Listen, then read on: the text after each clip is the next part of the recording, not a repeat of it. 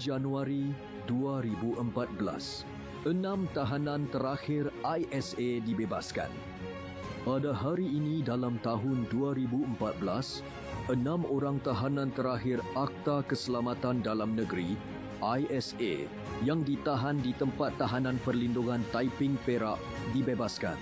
Pembebasan mereka ini adalah lanjutan daripada pemansuhan Akta ISA 1960 pada 15 September 2011 yang digantikan dengan Akta Kesalahan Keselamatan Langkah-Langkah Khas 2012 yang mula berkuat kuasa pada 31 Julai 2012.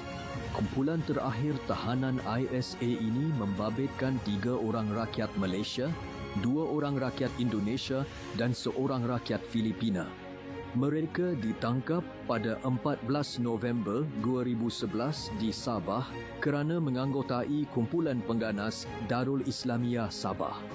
ISA merupakan satu undang-undang tahanan pencegahan bagi membolehkan individu yang disyaki mengancam keselamatan negara atau mana-mana bahagian daripadanya ditahan polis selama 60 hari berturut-turut tanpa perbicaraan.